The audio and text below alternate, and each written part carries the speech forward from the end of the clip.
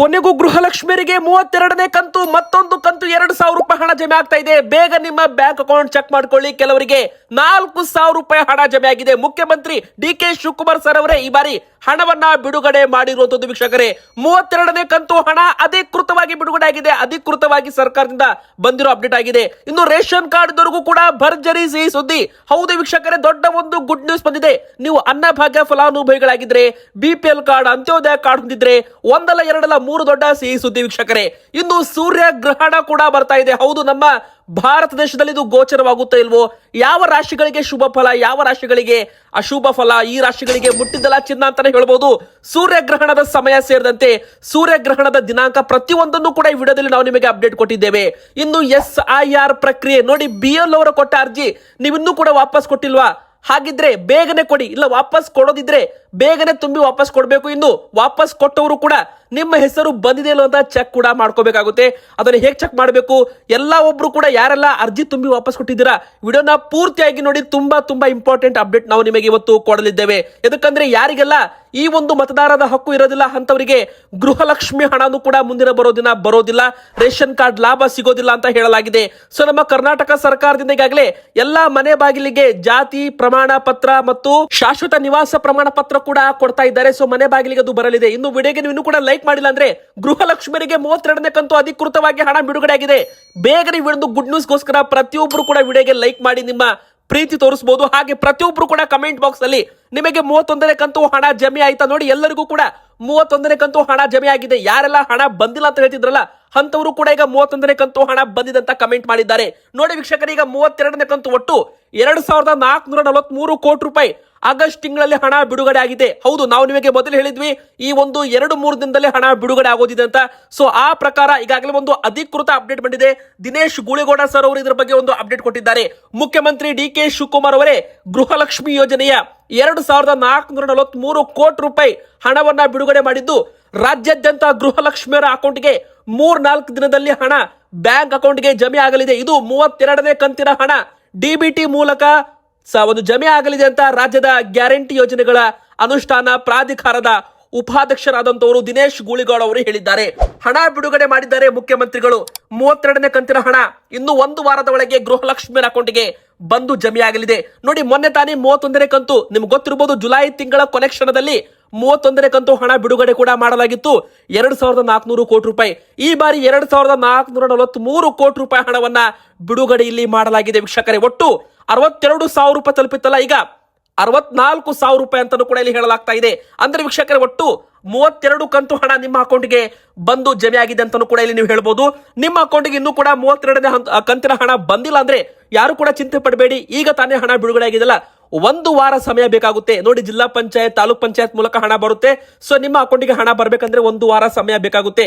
ಈಗಾಗಲೇ ಪ್ರತಿಯೊಬ್ಬರು ಕೂಡ 31ನೇ ಕಂತು ಹಣ ಜಮೆ ಆಗಿದೆ. ಇನ್ನು ಯಾರಿಗೆಲ್ಲ ಹಣ ಜಮೆ ಆಗಿದ್ದಿಲ್ಲ ನೋಡಿ ಅಂತವರಿಗೂ ಕೂಡ 31ನೇ ಕಂತು ಹಣ ಜಮೆ ಆಗಿದೆ. ದಯವಿಟ್ಟು ನಿಮ್ಮ ಬ್ಯಾಂಕ್ ಅಕೌಂಟ್ ಒಮ್ಮೆ ಬಾರಿ ನೀವು ಚೆಕ್ ಕೂಡ ಮಾಡ್ಕೋಬೇಕಾಗುತ್ತೆ ವೀಕ್ಷಕರೇ. ನೋಡಿ, ಪಂಚ ಗ್ಯಾರಂಟಿ ಯೋಜನೆಗಳ ಮೂಲಕ ಅಂದ್ರೆ ಗೃಹ ಜ್ಯೋತಿ ಯೋಜನೆ, ಗೃಹಲಕ್ಷ್ಮಿ ಯೋಜನೆ, ಶಕ್ತಿ ಯೋಜನೆ, ಅನ್ನಭಾಗ್ಯ ಯೋಜನೆ ಮೂಲಕ ಪ್ರತಿ ಕುಟುಂಬಗಳಿಗೆ 5ರಿಂದ 6,000 ರೂಪಾಯಿ ಒಂದು ಕುಟುಂಬಕ್ಕೆ ಉಳಿತಾಯವಾಗ್ತಿದೆ ಅಂತಲೂ ಕೂಡ ಇಲ್ಲಿ ಒಂದು ಗ್ಯಾರಂಟಿ ಯೋಜನೆ ಪ್ರಾಧಿಕಾರದಿಂದ ಒಂದು ಅಪ್ಡೇಟ್ ಕೂಡ ಇಲ್ಲಿ ಸಿಕ್ಕಿರುವಂತದ್ದು ವೀಕ್ಷಕರೇ. ಪಂಚ ಗ್ಯಾರಂಟಿ ಯೋಜನೆಗಳ ಗೃಹಲಕ್ಷ್ಮಿ ಯೋಜನೆಯ 32ನೇ ಕಂತಿನ ಹಣ ಒಟ್ಟಾರೆ ಬಿಡುಗಡೆ ಕೂಡ ಆಗಿದೆ. ಇದು ಅಧಿಕೃತವಾಗಿ ಬಂದಿರೋ ಆದೇಶ ಮತ್ತು ಒಂದು ಅಪ್ಡೇಟ್ ಕೂಡ ಆಗಿರುವಂತದ್ದು. ಸೊ ಎಲ್ಲಾ ಒಂದು ಗೃಹಲಕ್ಷ್ಮಿ ಅಕೌಂಟ್ಗೆ ಇನ್ನು 1 ವಾರದಲ್ಲಿ ಹಣ ಕೂಡ ಜಮೆ ಆಗುತ್ತೆ ಅಂತಾನೂ ಕೂಡ ಇಲ್ಲಿ ಹೇಳಬಹುದು ವೀಕ್ಷಕರೇ. ಇನ್ನು SIR ಪ್ರಕ್ರಿಯೆ ಮುಗಿದ ಬಳಿಕ ಗೃಹಲಕ್ಷ್ಮಿ ಯೋಜನೆ ಮರು ಪರಿಶೀಲನೆ ಆರಂಭವಾಗಲಿದೆ. ಈ ಹಿನ್ನೆಲೆ ಸರ್ಕಾರ ಮಾರ್ಗಸೂಚಿ ಕೂಡ ಪ್ರಕಟಿಸಿದೆ. ಗೃಹಲಕ್ಷ್ಮಿ ಮಾರ್ಗಸೂಚಿಗೆ ಸಿಎಂ ಡಿ.ಕೆ. ಶಿವಕುಮಾರ್ ಅವರು ಒಪ್ಪಿಗೆ ಸೂಚಿಸಿದ್ದಾರೆ. SIR ಮುಗಿದ ತಕ್ಷಣವೇ ಗೃಹಲಕ್ಷ್ಮಿ ಮರು ಪರಿಶೀಲನೆ ಶುರುವಾಗಲಿದೆ ಅಂತ ಗ್ಯಾರಂಟಿ ಸಮಿತಿ ಸಮ್ಮುಖದಲ್ಲಿ ಅರ್ಜಿ ಭರ್ತಿ ಹಾಗೂ ಮರು ಪರಿಶೀಲನೆ ನಡೆಯಲಿದೆ ಅಂತಾನೂ ಕೂಡ ಇಲ್ಲಿ ಹೇಳಲಾಗ್ತಾ ಇದೆ. ನೋಡಿ, ಫಲಾನುಭವಿಗಳು IT ಪಾವತಿದಾರರಾಗಿದ್ದರ ಈ ಒಂದು ಮಾಹಿತಿ ಕೂಡ ಸಂಗ್ರಹ ಮಾಡಲಾಗುತ್ತೆ. GST ಪಾವತಿದಾರರು ಗೃಹಲಕ್ಷ್ಮಿಯರಾಗಿರ್ಬೋದು, ಅವರ ಯಜಮಾನರು ತೆರಿಗೆ ಪಾವತಿ ಮಾಡ್ತಿದ್ದಾರಾ ಅದನ್ನು ಕೂಡ ಚೆಕ್ ಮಾಡಲಾಗುತ್ತೆ. ಸರ್ಕಾರಿ ಸೇವೆಯಲ್ಲಿ ಇರುವವರ ಮಾಹಿತಿ ಕೂಡ ಪಡ್ಕೊಳ್ಳಲಾಗುತ್ತೆ. ಇನ್ನು ನಿವೃತ್ತಿ ಪಿಂಚಣಿ ಪಡೆಯುತ್ತಿರುವ ಮಾಹಿತಿ ಕೂಡ ಸಂಗ್ರಹಕ್ಕೆ ಸೂಚನೆ ನೀಡಲಾಗಿದೆ ಅಂತ ಹೇಳಲಾಗಿದೆ. ಸೊ ಒಟ್ಟಾರೆ ಹೇಳ್ಬೇಕಂದ್ರೆ ಬಯೋಮೆಟ್ರಿಕ್ ಮೂಲಕ ಆಗಿರ್ಬೋದು, ನಿಮ್ಮ ಮುಖಚೇರೆ ದೃಢೀಕರಣದ ಮೂಲಕ ಆಗಿರ್ಬೋದು, ಅಥವಾ ನ್ಯಾಯಬೆಲೆ ಅಂಗಡಿಗಳ ಮೂಲಕ ಬಯೋಮೆಟ್ರಿಕ್ ಪರಿಶೀಲಿಸಿ ಗುರುತು ಹಚ್ಚಬೇಕಾಗುತ್ತೆ. ಇನ್ನು ಆಹಾರ ಇಲಾಖೆ ಡೇಟಾದಲ್ಲಿ ಲಭ್ಯವಿರುವ ಬಯೋಮೆಟ್ರಿಕ್ ದೃಢೀಕರಣ ಮೂಲಕ ಫಲಾನುಭವಿಗಳನ್ನ ಪತ್ತೆ ಹಚ್ಚಬೇಕು. ಈ ತರ ಒಂದು ಮಾರ್ಗಸೂಚಿ ಕೂಡ ಬಿಡುಗಡೆ ಮಾಡಲಾಗ್ತಾ ಇದೆ. ಇದು ಗೃಹಲಕ್ಷ್ಮಿಯರಿಗೆ ಅಪ್ಡೇಟ್ ಆಗಿದೆ. ಇನ್ನು ಸೂರ್ಯಗ್ರಹಣದ ಬಗ್ಗೆ ನೋಡಿ ವೀಕ್ಷಕರೇ, ಈ ವರ್ಷದ 2ನೇ ಸೂರ್ಯಗ್ರಹಣ ಅಂತ ಹೇಳ್ಬೋದು. ಈ ಬಾರಿ ಭೀಮನ ಅಮಾವಾಸ್ಯೆ ದಿನವೇ ಒಂದು ಗ್ರಹಣ ಯೋಗ ಇದೆ. ಸೊ ಕಟಕ ರಾಶಿ ಸೇರಿದಂತೆ 3 ರಾಶಿಯವರಿಗೆ ಕಾದಿದೆ ಆಪತ್ತು, ಸ್ವಲ್ಪ ಜೋಪಾನ ಅಂತ ಹೇಳಲಾಗಿದೆ ವೀಕ್ಷಕರೇ. ನೋಡಿ, ಒಟ್ಟು ಆಗಸ್ಟ್ 12ನೇ ತಾರೀಕಿಗೆ, ಅಂದ್ರೆ ಇದೇ ಒಂದು 12ನೇ ತಾರೀಕಿಗೆ 2ನೇ ಸೂರ್ಯಗ್ರಹಣವು ಭೀಮನ ಅಮಾವಾಸ್ಯೆ ಎಂದು ಸಂಭವಿಸಲಿದೆ. ವೈದಿಕ ಜ್ಯೋತಿಷದ ಪ್ರಕಾರ ಈ ಸಂದರ್ಭದಲ್ಲಿ ಸೂರ್ಯ, ಚಂದ್ರ ಮತ್ತು ರಾಹುವಿನ ಸಂಯೋಗದಿಂದ ಗ್ರಹಣ ಯೋಗ ರೂಪುಗೊಳ್ಳುತ್ತದೆ. ಇದರ ಪರಿಣಾಮವಾಗಿ ಕೆಲವು ರಾಶಿಯವರಿಗೆ ಮಾನಸಿಕ ಒತ್ತಡ, ಆರ್ಥಿಕ ನಷ್ಟ, ವೃತ್ತಿ ಜೀವನದಲ್ಲಿ ಅಡೆತಡೆಗಳು ಹಾಗೂ ನಿರ್ಧಾರ ತೆಗೆದುಕೊಳ್ಳುವುದರಲ್ಲಿ ಗೊಂದಲ ಉಂಟಾಗುವ ಸಾಧ್ಯತೆ ಇದೆ ಅಂತ ಹೇಳಲಾಗಿದೆ ವೀಕ್ಷಕರೇ. ಹಾಗಾದ್ರೆ ಆಗಸ್ಟ್ 12ನೇ ತಾರೀಕಿಗೆ ಈ ಸೂರ್ಯಗ್ರಹಣದ ಸಮಯ ಏನು? ಈ ಬಾರಿ ಸೂರ್ಯಗ್ರಹಣ ಆಗಸ್ಟ್ 12ರಂದು ರಾತ್ರಿ 9:04 ಆಗಸ್ಟ್ 13ನೇ ತಾರೀಕು ಬೆಳಗಿನ ಜಾವ 4:25 ಇರಲಿದೆ ಅಂತ ಹೇಳಲಾಗಿದೆ. ಆದ್ರೆ ಇದು ಭಾರತದಲ್ಲಿ ಗೋಚರವಾಗುವುದಿಲ್ಲ. ಆದ್ದರಿಂದ ಭಾರತದಲ್ಲಿ ಸೂತಕ ಕಾಲ ಅನ್ವಯಿಸೋದಿಲ್ಲ ಹಾಗೂ ಸೂತಕಕ್ಕೆ ಸಂಬಂಧಪಟ್ಟ ಯಾವುದೇ ಆಚರಣೆಗಳು ಪಾಲಿಸುವ ಅಗತ್ಯವಿಲ್ಲ ಅಂತ ಹೇಳಲಾಗಿದೆ. ನೋಡಿ ವೀಕ್ಷಕರೇ, ಈ ಒಂದು ಗ್ರಹಣ ಭಾರತದಲ್ಲಿ ಗೋಚರವಾಗಲ್ಲ. ಯಾಕಂದ್ರೆ ಆ ಸಮಯದಲ್ಲಿ, ಅಂದ್ರೆ ಗ್ರಹಣದ ಸಮಯದಲ್ಲಿ ಭಾರತದಲ್ಲಿ ರಾತ್ರಿ ಆಗಿದ್ರೆ ಬೇರೆ ದೇಶಗಳಲ್ಲಿ ಮುಂಜಾನೆ ಆಗಿರುತ್ತೆ. ಸೊ ಆ ಒಂದು ಪ್ರದೇಶಗಳಲ್ಲಿ ಮಾತ್ರ ಈ ಒಂದು ಸೂರ್ಯಗ್ರಹಣ ಗೋಚರವಾಗಲಿದೆ. ಹೀಗಾಗಿ ಭಾರತದಲ್ಲಿ ಸೂರ್ಯಗ್ರಹಣ ಗೋಚರವಾದ್ರೆ ಮಾತ್ರ ಕೆಲವರು ಇದನ್ನ ನಿಯಮಗಳನ್ನ ಪಾಲನೆ ಮಾಡ್ತಾರೆ. ಆದ್ರೂ ಕೂಡ ಅದೃಷ್ಟ ರಾಶಿಗಳು ಯಾವುದು ಅಂತ ಬರುತ್ತೆ, ಮತ್ತೆ ಅಶುಭ ರಾಶಿಗಳು ಯಾವುದು ಅಂತಾನು ಕೂಡ ಬರುತ್ತೆ. ಹಾಗಾದ್ರೆ ಮೊದಲಿಗೆ ಹೇಳ್ಬೇಕಂದ್ರೆ ಯಾವೆಲ್ಲ ಒಂದು ರಾಶಿಗಳಿಗೆ ಮಹಾರಾಜ ಯೋಗ ಶುರುವಾಗುತ್ತೆ ಅಂತ ಹೇಳೋದಾದ್ರೆ ಮೇಷ ರಾಶಿ, ಮಿಥುನ ರಾಶಿ, ಕನ್ಯಾ ರಾಶಿ, ತುಲಾ ರಾಶಿ ಹಾಗೂ ಕುಂಭ ರಾಶಿ, ಮೀನ ರಾಶಿ, ಈ ಒಂದು ರಾಶಿಗಳಿಗೆ ಅದೃಷ್ಟ ರಾಜಯೋಗ ಅಂತ ಹೇಳ್ಬೋದು. ಮುಟ್ಟಿದ್ದೆಲ್ಲ ಚಿನ್ನ ಮತ್ತು ಧನ ಲಾಭ ಕೂಡ ಆಗಲಿದೆ. ಅಂದ್ರೆ ಹಣಕಾಸು ಸಮಸ್ಯೆ ಇರೋದಿಲ್ಲ ಅಂತ ಹೇಳಲಾಗಿದೆ. ಹಾಗಾದ್ರೆ ಇನ್ನು 3 ರಾಶಿಗಳು, ಇವುಗಳು ಅಂದ್ರೆ ಕಟಕ ರಾಶಿ ಸೇರಿದಂತೆ 3 ರಾಶಿಯವರಿಗೆ ಕಾದಿದೆ ಆಪತ್ತು. ಎದಕ್ಕಂದ್ರೆ ಭೀಮನ ಅಮಾವಾಸ್ಯೆ ದಿನವೇ ಅಪಾಯಕಾರಿ ಗ್ರಹಣ ಯೋಗ ಶುರುವಾಗಿದೆ ಅಂತ ಹೇಳಲಾಗ್ತಾ ಇದೆ. ಹಾಗಾದ್ರೆ ಆ 3 ರಾಶಿಗಳು ಯಾವುದು ಅಂತ ನೀವು ಕೇಳೋದಾದ್ರೆ ಮೊದಲಿಗೆ ಕಟಕ ರಾಶಿಯವರು ಸ್ವಲ್ಪ ಜೋಪಾನಾಗಿರ್ಬೇಕು, ಎಚ್ಚರವಾಗಿರ್ಬೇಕು. ಸಿಂಹ ರಾಶಿಯವರು ಹಾಗೂ ಕನ್ಯಾ ರಾಶಿಯವರು, ಈ 3 ರಾಶಿಗಳಿಗೆ ಸದ್ಯಕ್ಕೆ ಸ್ವಲ್ಪ ಅಡಚಣೆಗಳು ಆಗಬಹುದು ಅಂತ ಹೇಳಲಾಗಿದೆ. ಹಾಗಾದ್ರೆ ನಿಮ್ಮ ರಾಶಿ ಹೆಸರು ಯಾವುದು ಅಂತ ನಮಗೆ ಕಮೆಂಟ್ ಮೂಲಕ ತಿಳಿಸಿ. ಈಗ ರೇಷನ್ ಕಾರ್ಡ್ ಇದ್ದವರಿಗೆ ಏನಪ್ಪಾ ಗುಡ್ ನ್ಯೂಸ್ ನೋಡಿ, ನಿಮ್ಮ ಹತ್ರ BPL ಕಾರ್ಡ್ ಇರಬಹುದು, APL ಕಾರ್ಡ್ ಇರಬಹುದು, ಅಂತ್ಯೋದಯ ಕಾರ್ಡ್ ಇರಬಹುದು. ರೇಷನ್ ಕಾರ್ಡ್ ಇದ್ದವರಿಗೆ ದೊಡ್ಡ ಗುಡ್ ನ್ಯೂಸ್ ಬಂದಿದೆ. ಒಂದಲ್ಲ ಎರಡಲ್ಲ, ಒಟ್ಟು 3 ದೊಡ್ಡ ಬ್ರೇಕಿಂಗ್ ನ್ಯೂಸ್ ಅಂತಾನೆ ಹೇಳ್ಬಹುದು. ಮೊದಲನೇ ದೊಡ್ಡ ಸಿಹಿ ಸುದ್ದಿ ಏನಪ್ಪಾ ಅಂದ್ರೆ ರಾಜ್ಯ ಸರ್ಕಾರದಿಂದ APL ಕಾರ್ಡ್ ಇದ್ದವರಿಗೂ ಕೂಡ ಆಸ್ಪತ್ರೆಗಳಲ್ಲಿ ಒಂದು ಕಡಿಮೆ ದರದಲ್ಲಿ, ಅಂದ್ರೆ ಒಂದು ರಿಯಾಯಿತಿ ದರದಲ್ಲಿ ಚಿಕಿತ್ಸೆಗಳನ್ನ ಕೊಡೋದಕ್ಕೆ ಮುಂದಿನ ಬರೋ ದಿನಗಳಲ್ಲಿ ತೀರ್ಮಾನ ಮಾಡಲಿದ್ದಾರಂತೆ. ಈಗ ಯಾವ ತರ BPL ಕಾರ್ಡ್ ಇದ್ದವರಿಗೆ ಯಾವ ತರ ಈಗ ಉಚಿತ ರಕ್ತ ಸಿಗುತ್ತೆ ಹಾಸ್ಪಿಟಲ್ಗಳಲ್ಲಿ, ಆ ಪ್ರಕಾರ APL ಕಾರ್ಡ್ ಇದ್ದವರಿಗೂ ಕೂಡ ಉಚಿತ ರಕ್ತ ವಿತರಣೆ ಮಾಡಲಾಗುತ್ತಂತೆ ಆಸ್ಪತ್ರೆಗಳಲ್ಲಿ. ಸೊ APL ಕಾರ್ಡ್ ಇದ್ದವರಿಗೂ ಕೂಡ ಗುಡ್ ನ್ಯೂಸ್. ಇನ್ನು ಮುಂದಿನ ಬರೋ ದಿನ BPL ಕಾರ್ಡ್ ರೀತಿಯಲ್ಲಿ APL ಕಾರ್ಡ್ ಇದ್ದವರಿಗೂ ಕೂಡ ಅನ್ನಭಾಗ್ಯ ಅಕ್ಕಿ ಸಿಗುವ ಸಾಧ್ಯತೆ ಇದೆ ಅಂತ ಹೇಳಲಾಗ್ತಾ ಇದೆ. APL ಕಾರ್ಡ್ದಾರರು ಇದಕ್ಕೆ ಅರ್ಜಿಯನ್ನು ಹಾಕಿದ್ದಾದಲ್ಲಿ ಅಂತವರಿಗೂ ಕೂಡ ಅಕ್ಕಿ ಕೊಡೋದಕ್ಕೆ ಸರ್ಕಾರ ರೆಡಿ ಇದೆ ಅಂತ ಹೇಳ್ಬೋದು. ಸೊ ಆದಷ್ಟು ಹೆಚ್ಚು ಪ್ರಮಾಣದಲ್ಲಿ ಸರ್ಕಾರಕ್ಕೆ APL ಕಾರ್ಡ್ ಅವರು ಮನವಿ ಮಾಡಬೇಕಾಗುತ್ತೆ ಅಂತ ಹೇಳಲಾಗಿದೆ. ಇದು ಖುದ್ದು ಆಹಾರ ಸಚಿವರು KH ಮುನಿಯಪ್ಪ ಸರ್ ಅವರೇ ಒಂದು ಹೇಳಿಕೆ ಕೊಟ್ಟಿದ್ದಾರೆ.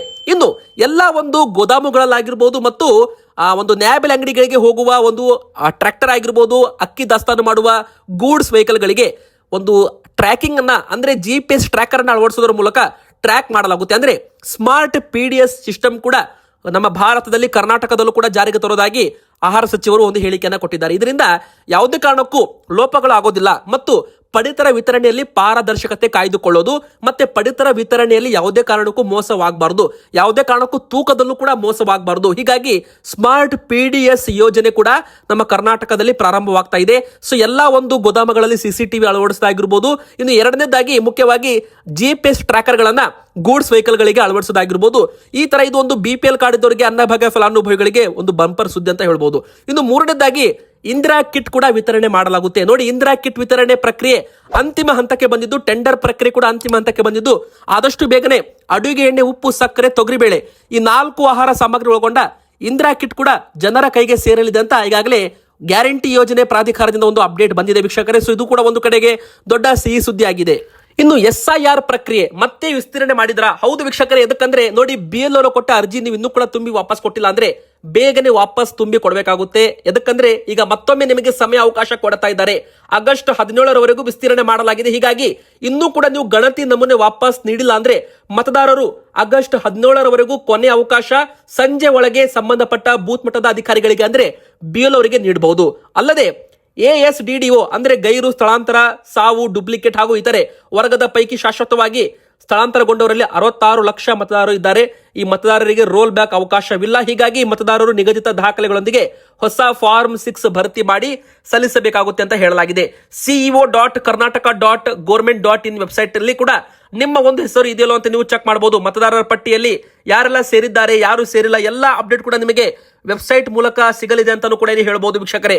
BL ಅವರು ಮನೆಗಳಿಗೆ ಭೇಟಿ ನೀಡುವ ಕೊನೆ ದಿನಾಂಕ ಆಗಸ್ಟ್ 8 ತಾರೀಕಿತ್ತಲ್ಲ, ಅದನ್ನ ಆಗಸ್ಟ್ 17ನೇ ತಾರೀಕಿನವರೆಗೂ ವಿಸ್ತೀರ್ಣೆ ಮಾಡಿದ್ದಾರೆ ಅಂತ ಹೇಳಲಾಗಿದೆ ವೀಕ್ಷಕರೇ. ಸೊ ಕರಡು ಮತದಾರರ ಪಟ್ಟಿ ಪ್ರಕಟವಾಗುವುದು ಆಗಸ್ಟ್ 24ನೇ ತಾರೀಕಿಗೆ. ನಿಮಗೇನಾದ್ರೂ ಹಕ್ಕು ಮತ್ತು ಆಕ್ಷೇಪಣೆ ಸಲ್ಲಿಕೆ ಮಾಡದಿದ್ರೆ ಆಗಸ್ಟ್ 24ರಿಂದ ಸೆಪ್ಟೆಂಬರ್ 23ರವರೆಗೂ ಅವಕಾಶ ಇರುತ್ತೆ. ಸೊ ನೋಟಿಸ್ ಆಗಿರಬಹುದು, ಹಕ್ಕು ಮತ್ತು ಆಕ್ಷೇಪಣೆಗಳ ವಿಲೇವಾರಿ ಆಗಸ್ಟ್ 24ರಿಂದ ಅಕ್ಟೋಬರ್ 22ರವರೆಗೂ ನಡೆಯಲಿದೆ. ಅಂತಿಮ ಮತದಾರರ ಪಟ್ಟಿ ಪ್ರಕಟವಾಗುವುದು ಅಕ್ಟೋಬರ್ 27ನೇ ತಾರೀಕಿಗೆ. ಸೊ ಇದು ಒಂದು ಅಕ್ಟೋಬರ್ 27ನೇ ತಾರೀಕಿಗೆ ಯಾರೆಲ್ಲ ಮತದಾರರ ಪಟ್ಟಿಯಲ್ಲಿ ಉಳಿತಾರೆ ಅವರಿಗೆ ಮಾತ್ರ ಸರ್ಕಾರದ ಯೋಜನೆಗಳ ಲಾಭ ಸಿಗುತ್ತೆ. ಯಾರೆಲ್ಲ ಮತಪಟ್ಟಿಯಿಂದ ಔಟ್ ಆಗ್ತಾರೆ, ಅವರ ಹೆಸರು ಹೋಗುತ್ತೆ, ಅಂತವರಿಗೆ ಸರ್ಕಾರದ ಯೋಜನೆಗಳ ಲಾಭ ಸಿಗೋದಿಲ್ಲ. ಇತ್ತ ಅವರಿಗೆ ಸರ್ಕಾರದ ಗೃಹಲಕ್ಷ್ಮಿ ಹಣನೂ ಬರಲ್ಲ, ಮತ್ತೆ ಪಿಂಚಣಿ ಹಣನೂ ಬರಲ್ಲ. ಎಲ್ಲ ಯೋಜನೆ ಕೂಡ ಸ್ಥಗಿತವಾಗುತ್ತೆ. ಸೊ ಪ್ರತಿಯೊಬ್ಬರು ಕೂಡ ಮತದಾರರ ಪಟ್ಟಿಯಲ್ಲಿ ನಿಮ್ಮ ಹೆಸರು ಉಳಿಸ್ಕೋಬೇಕಾಗುತ್ತೆ. BLO ಅವರು ಕೊಟ್ಟ ಅರ್ಜಿಯನ್ನ ತುಂಬಿ ಬೇಗನೆ ವಾಪಸ್ ಕೊಡಿ. ಮತ್ತೆ ನಿಮ್ಮ ಹೆಸರು ಈಗಾಗಲೇ ನೀವು ಕೊಟ್ಟಿದ್ರೆ ನಿಮ್ಮ ಹೆಸರು ಕರಡು ಮತದಾರರ ಪಟ್ಟಿಯಲ್ಲಿ ಬಂದಿದೆ ಇಲ್ವ ಅಂತ ನೀವು ಚೆಕ್ ಮಾಡಬಹುದು. 1950 ಅಂತ ನಂಬರ್ ಇದೆ. ಆ ನಂಬರ್ಗೆ ECI ಅಂತ ಟೈಪ್ ಮಾಡಿ ನಿಮ್ಮ ವೋಟರ್ ID ಕಾರ್ಡ್ ನಂಬರ್ ಅನ್ನ ನೀವು ಟೈಪ್ ಮಾಡಿ ಕಳಿಸಿದ್ರೆ ನಿಮಗೆ ಮತ್ತೊಂದು ಮೆಸೇಜ್ ಮೂಲಕ ಇನ್ಫಾರ್ಮೇಶನ್ ಕೂಡ ಬರುತ್ತೆ. ನಿಮಗೆ ಗೊತ್ತಿಲ್ಲ ಅಂದ್ರೆ ನಮಗೆ ನೀವು SIR ಅಂತ ಕಮೆಂಟ್ ಮಾಡಿ. ಮುಂದಿನ ಬರೋ ದಿನಗಳಲ್ಲಿ, ಮುಂದಿನ ಬರೋ ವಿಡಿಯೋದಲ್ಲಿ ನಾವು ನಿಮಗೆ ಯಾವ ತರ ನೀವು ಮನೆಯಲ್ಲಿ ಕುಳಿತು ನಿಮ್ಮ ಹೆಸರು ಇದೆ ಇಲ್ವ ಅಂತ ಯಾವ ತರ ಚೆಕ್ ಮಾಡಬಹುದು, ನಾವು ನಿಮಗೆ ಒಂದು ಸಪರೇಟ್ ಆಗಿ ವಿಡಿಯೋ ಮೂಲಕ ಎಲ್ಲ ಒಂದು ಇನ್ಫಾರ್ಮೇಶನ್ ಕೊಡ್ತೇವೆ. ಸೊ ಪ್ರತಿಯೊಬ್ಬರು ಕೂಡ ಬೇಗನೆ ವಿಡಿಯೋಗೆ ಲೈಕ್ ಮಾಡಿ, ಹಾಗೂ ಪ್ರತಿಯೊಬ್ಬರು ಕೂಡ ಕಮೆಂಟ್ ಬಾಕ್ಸ್ ಅಲ್ಲಿ ನಿಮ್ಮ ಊರಿನ ಹೆಸರನ್ನ ಕಮೆಂಟ್ ಮಾಡಿ, ಹಾಗೂ ನಮ್ಮ ಚಾನಲ್ಗೆ ದಯವಿಟ್ಟು ಸಬ್ಸ್ಕ್ರೈಬ್ ಆಗಿ.